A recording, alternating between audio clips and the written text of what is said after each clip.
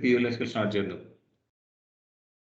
So సినానమ్ అనేది ఏంటి అంటే it provide the alternative name for any database object. So నువ్వు క్రియేట్ చేసే ఆబ్జెక్ట్ ఏదైనా ఉంటుంది కదా, ఆ ఆబ్జెక్ట్ ఇప్పుడు ఏంటి, సో ఇంట్లో ఇద్దరు ఉన్నారనుకో, మా నాన్నకి ఇద్దరు పిల్లలు ఉన్నారు, పెద్దోడు చిన్నోడు, లేదా నాని చిన్న నాని పెద్ద నాని, అంటే ఇవేంటి అలియాస్ నేమ్స్, అంటే నిక్ నేమ్స్. నీ భాషలో నిక్ నేమ్స్, కానీ మన భాషలో ఈ డేటాబేస్ టెర్మినాలజీలో alias name. Okay, so alias name ఎక్కడి వరకు లిమిట్? సో నాని అనే నాని, చిన్న నాని, పెద్ద నాని. చిన్న నాని పెద్ద నాని వాడు ఇంట్లో వారు మీరిద్దరే ఉంటారా? బయటికి పోయినప్పుడు నేనేంటి, వాడి పేరు ఏంటి, ఇన్కేస్ మా అన్న ఉన్నాడు, మా అన్న పిల్లలు చిన్న నాని పెద్ద నాని ఇద్దరు ఉన్నారు. ఒకడికేమో దీపక్ రెడ్డి, ఒకటి పేరేమో చందనేష్. ఓకే, ఇంట్లో ఉన్నంత వరకు చిన్న నాని పెద్ద నాని అంటే పలుకుతారు. బయట వెళ్ళి పిలిచినప్పుడు ఏమైంది, వాళ్ళు వాళ్ళు పలుకుతారా? స్కూల్ వెళ్ళినప్పుడు వాడు యాక్చువల్ నేమ్తో పిలిస్తేనే వాళ్ళు పలుకుతారు. అర్థమవుతుందా? సో ఈ యాక్చువల్ నేమ్తో కాకుండా ఆ నేమ్ అనే ఏదైతే నువ్వు అలియాస్ నేమ్ ఇస్తున్నావో, it not like as a permanent alias name for that. So చిన్న నాని అని పిలిచినా వాడు పలకాలి, దీపక్ రెడ్డి అని పిలిచినా వాడు పలకాలి. అర్థమవుతుందా? సో మనం కాల్ చేసేటప్పుడు ఏ నేమ్తో కాల్ చేసినా కూడా అది వాడు అర్థం చేసుకొని వాడు పలికే అంత కెపాసిటీ వాడి దగ్గర ఉండాలి. ఆ కెపాసిటీ ఎలా బిల్డ్ చేస్తుంది అంటే ఈ సినానమ్ అనేది బిల్డ్ చేస్తుంది. అర్థమవుతుందా? సో నువ్వు దీపక్ అని పిలిచినా వాడే పలకాలి, నాని అని పెద్ద నాని అని పిలిచినా వాడే పలకాలి. అర్థమవుతుందా? సో ఇలా నువ్వు సినారియోస్ అని బిల్డ్ చేసుకోవాలి. అంటే అలా చేసుకోవాలి అంటే నువ్వు సినానమ్ అనేది హెల్ప్ అవుతుంది అనమాట. ఇంకా ఎలాంటి సిచ్యువేషన్లో అవుతుంది అంటే, సినానమ్ అనేది ఇప్పుడు 30-40 క్యారెక్టర్స్ నేమ్ ఉందనుకో, సో నీకు కోడ్కి ప్రతిసారి అంత నువ్వు రాసే ఒక్కొక్క క్యారెక్టర్కి 1 బైట్ మెమొరీ తీసుకుంటా ఉంటుంది బ్యాక్ ఎండ్. సో ఎవ్రీ ప్లేస్లో 40 క్యారెక్టర్స్ యొక్క టేబుల్ నేమ్ మెన్షన్ చేయడం వలన every 40 characters of object name use చేయడం బదులు దాన్ని సింపుల్గా ఏబిసి అనో 1 2 3 అనో ఏదో కోసం అలియాస్ నేమ్, షార్ట్ నేమ్స్ ఇచ్చేసి నేను దాన్ని కాల్ చేసుకున్నాను. అప్పుడు నాకు బ్యాక్ ఎండ్లో ఒరిజినల్ ఆబ్జెక్ట్ కాల్ అవుతా ఉంటుంది. నువ్వు చూడడానికేమో నువ్వు అలియాస్ నేమ్ కాల్ చేస్తా అంటావు, కానీ బ్యాక్ ఎండ్లో ఆ అలియాస్ నేమ్ పోయి ఒరిజినల్ నేమ్ని కాల్ చేసుకుంటుంది. అర్థమవుతుందా? సో ఇక్కడ ఏంటి, provide easy way to access the table owned by the another user. So ఈ సినానమ్స్ అనేటివి ఏంటి అంటే, ఇప్పుడు నీవు యూజర్ 1 ఉన్నాడు, యూజర్ 2 ఉన్నాడు. యూజర్ 1 యొక్క టేబుల్ని యూజ్ చేయాలంటే నేను యూజర్ 2 అనేవాడికి గ్రాంట్ ఇవ్వాలి. యూజర్ 2 అనేవాడు నా టేబుల్ యూజ్ చేయాలి అంటే నేను యూజర్ 1 అనేవాడు ప్రివిలేజ్ ఇవ్వాలి. అది సెలెక్టా, అప్డేటా, ఇన్సర్ట్ అనే మీరు చూసుకోవాలి. నీకు వాడి మీద ట్రస్ట్ ఉంటే అన్ని ప్రివిలేజెస్ ఇస్తావు. సో వాడి మీద ట్రస్ట్ లేదంటే సెలెక్ట్ ప్రివిలేజ్ ఒకటి ఇస్తావు. ఓకే, అప్పుడు వాడు నా డేటా రీడ్ చేయాలంటే ఏం చేయాలి వాడు? సో కంపల్సరీ నా user name data table name అని మెన్షన్ చేయాలి. ఓకే, నా user name data user 1 data, user 2 అనేవాడు యూజర్ 1 డాటా ఈఎంపి అని అనుకో, ఈఎంపి టేబుల్ని రీడ్ చేసుకుంటాడు. అంటే ఏం చేస్తున్నాడు, ఇది నా టేబుల్ అని చెప్పి రెఫరెన్స్ ఇస్తున్నాడు. ప్రతిసారి రెఫరెన్స్ తీసుకొని నువ్వు ఆల్వేస్ మీ ఫాదర్ని రెఫరెన్స్ తీసుకోవాల్సిందే. నువ్వు ఉన్నన్ని రోజులు నువ్వు నాన్నని రెఫరెన్స్ తీసుకోవాల్సిందే. ఎందుకు? ఆయన ద్వారా వచ్చావు, అందుకు రెఫరెన్స్ తీసుకోవాలి. ఇలా ఇది వాడి ఆబ్జెక్ట్ నువ్వు యూజ్ చేస్తున్నావు అంటే, సో వాడిని రెఫరెన్స్ తీసుకొని నువ్వు చూపించాలి. Select star from user 1 data employee అన్నప్పుడు యూజర్ 1లో ఉన్న ఎంప్లాయీ టేబుల్లో రీడ్ అవుతుంది నీకు. సో అలా రెఫరెన్స్ అనేది లేకుండా, ఆ రెఫరెన్స్ అనేది లేకుండా నీకు సెలెక్ట్ స్టార్ ఫ్రమ్ ఈఎంపి, ఆ ఈఎంపి టేబుల్కి సమ్ XYZ అని టేబుల్ ఇచ్చినావు అనుకో, సెలెక్ట్ స్టార్ ఫ్రమ్ XYZ అన్నామంటే అది ఆ ఎంప్లాయీ టేబుల్లో ఉన్న డేటా అనేది నీకు తీసి నీకు ఇవ్వాలి. సో ఆ రెఫరెన్సెస్ అనే దాన్ని రిమూవ్ చేసుకునే దానికి కూడా ఉపయోగపడుతుంది. So easy way to access by the another users అంటే, ఇప్పుడు నువ్వు select star from user underscore tables use చేస్తున్నావా? సిస్టమ్ యూజర్లో కానీ, స్టార్ట్ యూజర్లో కానీ, హెచ్ఆర్ యూజర్లో కానీ, సిస్ యూజర్లో కానీ ఎక్కడికి పోయి రన్ చేసినా కూడా నీకు ఈ డేటా వస్తుందా? Select star from user underscore score table. నువ్వు ఏ యూజర్లోనే ఉండు, యూజర్ 1 యూజర్ 2 తెలియదు, ఏ యూజర్లో ఉన్నా కూడా డేటా డిక్షనరీస్ కదా ఇవన్నీ. డేటా డిక్షనరీస్ అన్నా మెటా డేటా అన్నా రెండు ఒకటే. సో ఈ యూజర్ అండర్ స్కోర్ టేబుల్స్ అనేది user underscore score views, user underscore score indexes, ఇవన్నీ మెటా ఆబ్జెక్ట్స్. ఈ మెటా ఆబ్జెక్ట్స్ అనేటివి సిస్ అనేవాడు క్రియేట్ చేసి, సిస్ యొక్క టేబుల్స్ ఇవన్నీ సిస్ అనేవాడు క్రియేట్ చేసి వీటికి సినానమ్స్ క్రియేట్ చేసి మనకి ఇచ్చాడు.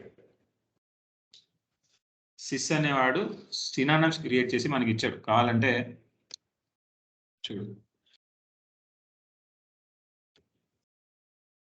తీసేస్తున్నాను నేను.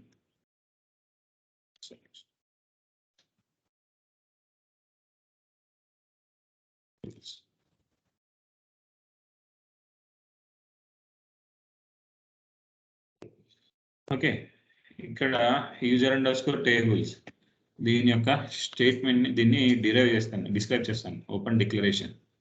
సో ఓపెన్ డిక్లరేషన్ చేసినప్పుడు ఏం చెప్తుంది ఇక్కడ, ఇది నువ్వేమనుకుంటున్నావు ఇప్పటివరకు యూజర్ అండర్ స్కోర్ టేబుల్స్ అనేది టేబుల్ అనుకుంటున్నావు. ఫ్రమ్ క్లాస్లో వస్తుంది. ఫ్రమ్ క్లాస్లో వస్తుందంటే ఏంటి, ఏదో టేబుల్ అన్నా ఉండాలి లేదా వ్యూ అన్నా ఉండాలి కదా. కానీ ఇక్కడ ఏమొస్తుంది నీకు, యూజర్ అండర్ స్కోర్ tables is a meta object. ఈ మెటా ఆబ్జెక్ట్ అనేది ఏం చూపిస్తుంది ఇక్కడ చూడు, క్రియేటెడ్ అనేది 29th మేలో క్రియేట్ అయిందంట. Last DDL 29th May. Owner ఎవరు, public. Synonym name user underscore స్కోర్ టేబుల్స్. ఎవడు ఆ ఆబ్జెక్ట్ యొక్క ఓనర్ ఎవరు, sys. Okay, actual object name ఏంటి ఇక్కడ, యూజర్ అండర్ స్కోర్ టేబుల్స్. అర్థమవుతుందా? So object type view.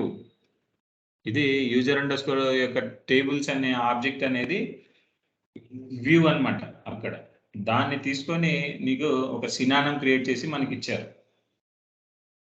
అర్థమవుతుందా? ఇది పబ్లిక్ సినానం అనమాట.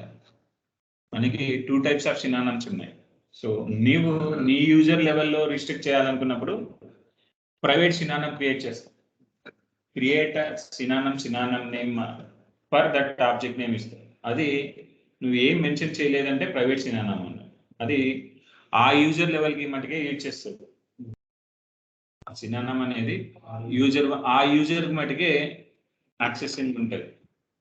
అదే నువ్వు ఆల్ యూజర్స్కి యాక్సెస్ చేసుకోవాల్సిన ఆ లెవెల్లో ఇవ్వాలనుకున్నప్పుడు పబ్లిక్ ఇస్తాం. Name it self you have.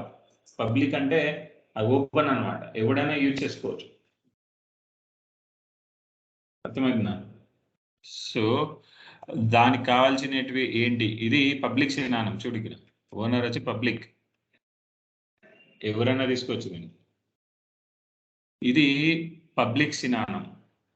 So మనం చూద్దాం సినానమ్స్ ఒక్కొక్కటి క్రియేట్ చేసి.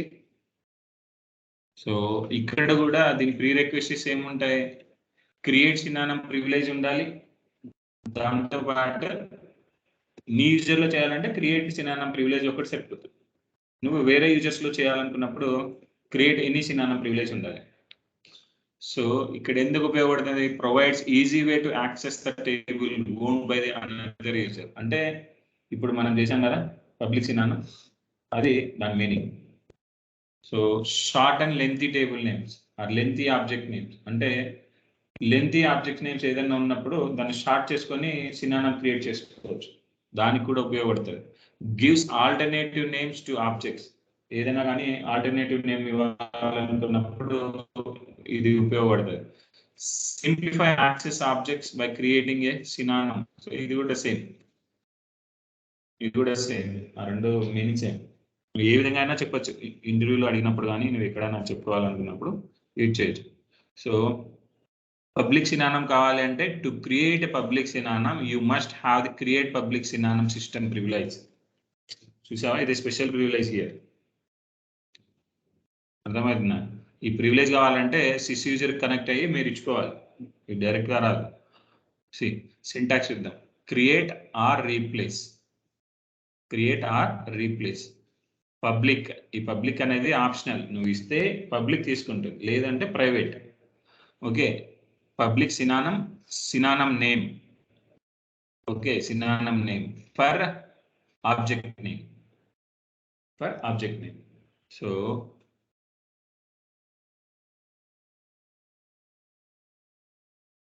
ఏంటి, ఎంప్లాయీ టేబుల్ ఉంది.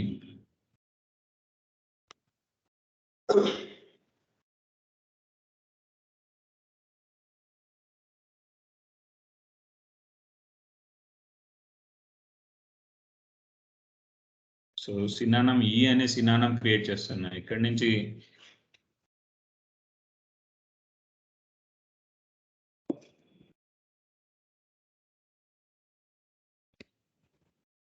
ఎంప్లాయీస్ టేబుల్ కి సినానం ఈ అనే క్రియేట్ చేసింది.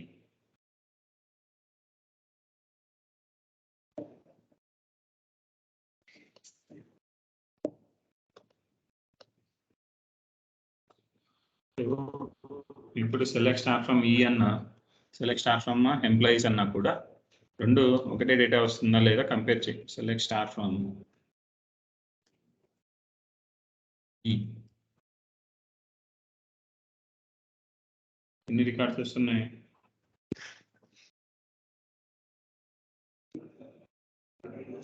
50 కాదు, ఇందులో చాలా రికార్డ్స్ ఉన్నాయి. 109. సో టోటల్ 109 రికార్డ్స్ ఉన్నాయి. Okay, so select star from employees.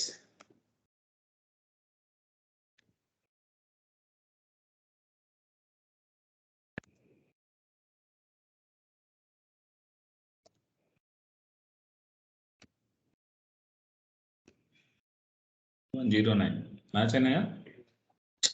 అర్థమవుతుందా? సో నువ్వు ఏ విధంగా నువ్వు పిలిచినా అది పలుకుతుంది. అంటే దాని మీనింగ్ ఏ విధంగా నువ్వు రీడ్ చేయాలనుకున్నా సేమ్ డేటా వస్తుంది.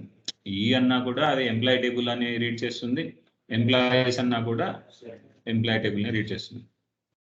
ఓకే, ఇది సినానం. మనకి పబ్లిక్ సినానం క్రియేట్ చేయడానికి యాక్సెస్ ఉండదు.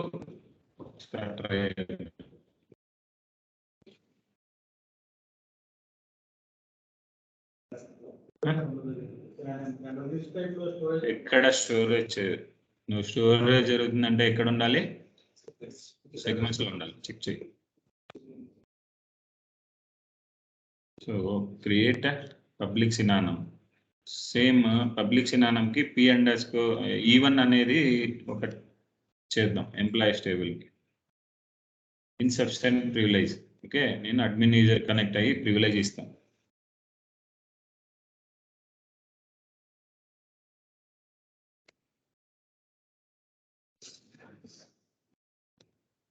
కనెక్ట్ అవ్వాలి admin యూజర్కి.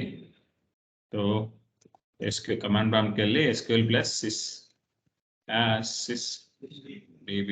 So it asks for the password. No need to provide any password here. And grant public synonym to ఎవరికి? HR. ఏమైంది?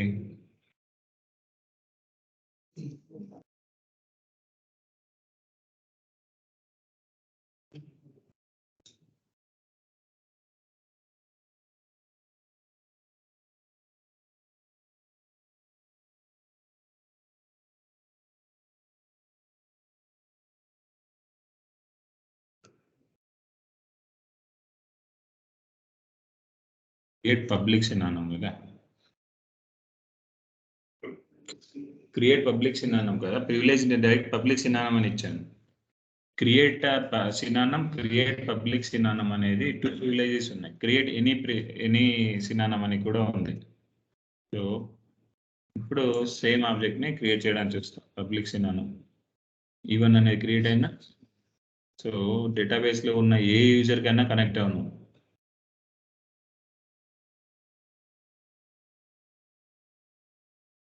స్టార్ ఫ్రమ్ ఈ అనేది ప్రైవేట్ సినానం. ఓపెన్ అవుతుందా? సో అదే ఈవెన్ అనేది వస్తుందా? సో ఇప్పుడు ఈవెన్ అనే దానికి కరెక్ట్గా వస్తుందా లేదా చూసుకో. 109 వస్తున్నాయా లేదా చూసుకో. వస్తున్నాయి. ఇప్పుడు నేనేంటి టేబుల్ ఈవెన్ అని క్రియేట్ చేస్తా ఇక్కడ. అప్పుడు ఏంటి పరిస్థితి? Create table even C-log.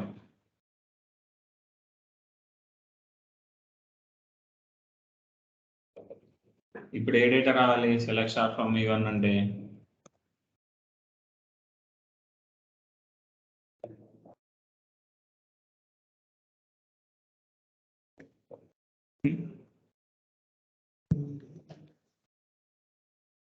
hello. Yeah, I'm dropping the mail. Allow me 1 minute. Yes, I'm dropping. Sure. Okay.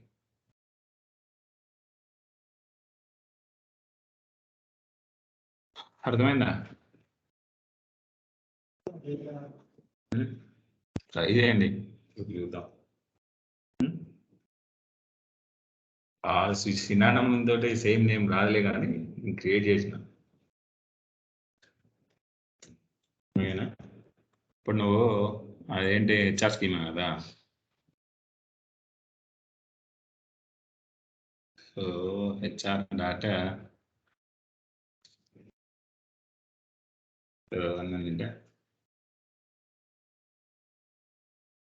ఎలా హ్యాండిల్ చేయాలి అనేది ఇప్పుడు నేను కూడా చూడలేదు. ట్రై చేస్తే ఇష్యూ వచ్చింది, చూడాలి. ఆ సిచ్యువేషన్ అయితే పబ్లిక్ సినానం క్రియేట్ చేసి ఆ సేమ్ నేమ్ తోటి అవి ఉండడం అంత మ్యాక్స్ 100% రాదు. అసలు పబ్లిక్ సినానం ఆప్షనే మనకి మ్యాక్స్ యూజ్ చేయరు, ప్రైవేట్ సినానం తోటి మేనేజ్ చేస్తూ ఉంటుంది. ఎందుకంటే సినానమ్స్ యూజ్ చేసేదే మనము ఒరిజినల్ ఆబ్జెక్ట్స్ని హైడ్ చేయడానికి యూజ్ చేస్తాం. ఎందుకు ఒరిజినల్ ఆబ్జెక్ట్స్ని హైడ్ చేస్తాం? సెక్యూరిటీ కోసం. సో ఎంప్లాయ్ టేబుల్ ఉంది, దాంట్లో లేదు శాలరీ టేబుల్, శాలరీ అనేది టేబుల్ ఉంది. శాలరీ అనేది కాన్ఫిడెన్షియల్గా మెయింటైన్ చేయాలి. సో ఎంప్లాయ్కి శాలరీ అనే ఈ టేబుల్లో శాలరీ అప్డేట్ చేస్తే మనకు శాలరీ వస్తుంది అని తెలిసినప్పుడు ఆ టేబుల్ ఏం తెలిసింది అనుకో, వాడు ఏదో ఒకటి చేసి దాన్ని అప్డేట్ చేయడానికి చూస్తాడు. అది శాలరీ టేబుల్ అని తెలుసుకోవడానికే టైం పట్టేట్టుగా మనం చేసామనుకో, అర్థమైందా? దానికి ఒక అలియాస్ నేమ్ ఇచ్చి ఏబిసి అనో XYZ అనో 1 2 3 అనో ఏదో ఒక అలియాస్ నేమ్ ఇచ్చామను, వాడు ఆ 1 2 3 అంటే ఏంటని అర్థం చేసుకోవడానికి కూడా కొద్దిగా కష్టం అవుతుంది. సినానం అంటే ఆ అలియాస్ నేమ్ ఇవ్వడానికి ఒక్కదానికే కాదు, సెక్యూరిటీ కూడా ఉంటుంది డేటాకి.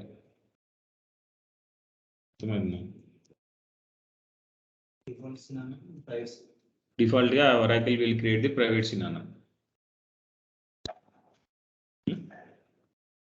అన్నా నాకు కొంచెం వర్క్ ఉంది. Stop here. We will meet by tomorrow with practical sessions. Hierarchical queries కానీ ఏదైనా మొత్తం ప్రాక్టికల్ ఉంటుంది.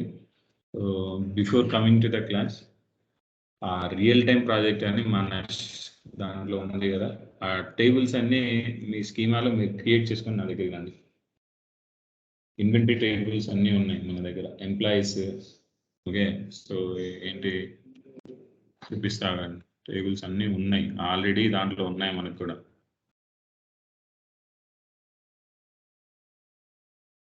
From user_tables. ఇందులో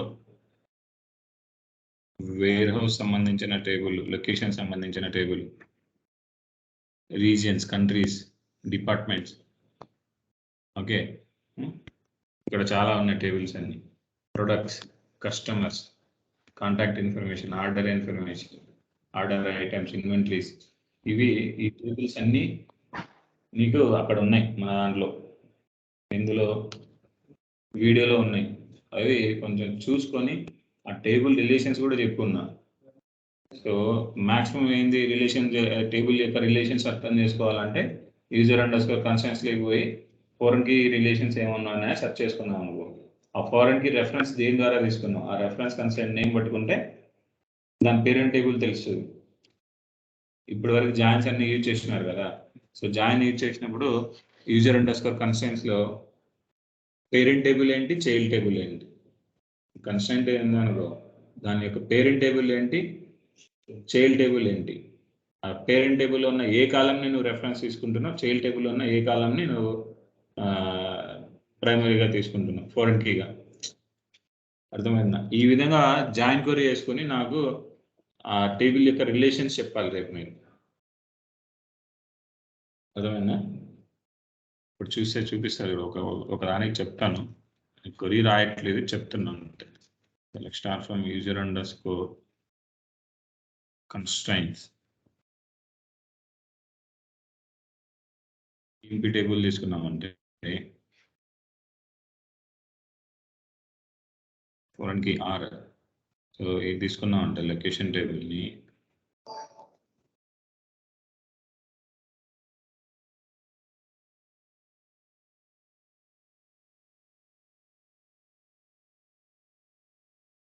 కన్స్ట్రైంట్ నేమ్ అనేది ఏదైతే ఉందో ఈ కన్స్ట్రైంట్ నేమ్ ఏంటి, ఈ లొకేషన్ ఉండేదేమో పేరెంట్, ఇదేమో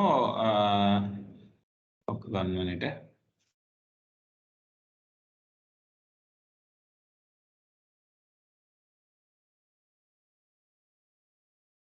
రెఫరెన్స్ కన్స్ట్రైంట్ అంటే ఇది చైల్డ్ టేబుల్. ఈ చైల్డ్ టేబుల్లో నుంచి నువ్వు రెఫరెన్స్ కన్స్ట్రైంట్ని బిల్డ్ చేసుకున్నావు. ఎవరిని రెఫరెన్స్ తీసుకుంటా అంటావు.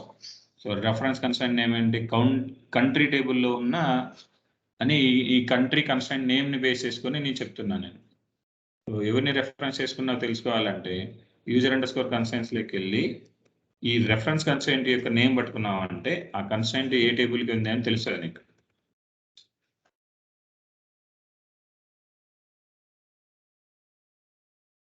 ఓకే, సో ఎవరికి కంట్రీస్ అనేది పేరెంట్ టేబుల్.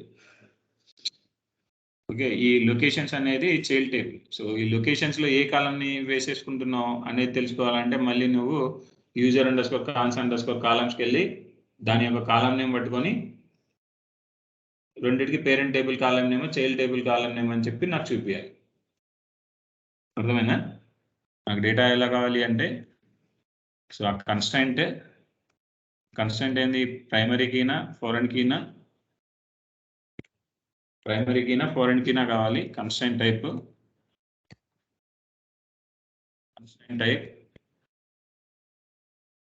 ఓకే, తర్వాత కన్స్టెంట్ నేమ్, తర్వాత పేరెంట్ టేబుల్ నేమ్.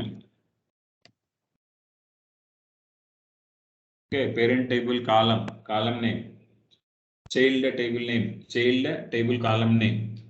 అర్థమైందా? Child reference constraint name. ఈ డేటా మొత్తం ఒక కన్స్ట్రైంట్ గురించి నాకు కావాలనుకున్నప్పుడు ఒకటే రోలో రావాలి అంట. ఎలా యూజ్ చేస్తారు ఏంటి అనేది జాయిన్స్ యూజ్ చేస్తే వస్తుంది. అర్థమైనా? ఇప్పుడు ఈ కన్స్ట్రైంట్ మీరు తెలుసుకున్నప్పుడు ఈ చిన్న క్వరీ రాసుకుంటే నీకు టేబుల్ యొక్క రిలేషన్స్ ఒకదానికి ఏమేమి లింక్ ఉన్నాయని నీకు ఈజీగా అర్థమవుతుంది. అర్థమైనా? అది ఐఎమ్ స్టాపింగ్ హియర్. ఎవరికైనా ఏమైనా డౌట్ ఉంటే ఇక్కడ రవి ఉన్నాడు, రవిని అడగండి, చెప్తాడు. డౌట్ ఉండే వాళ్ళు ఉండొచ్చు.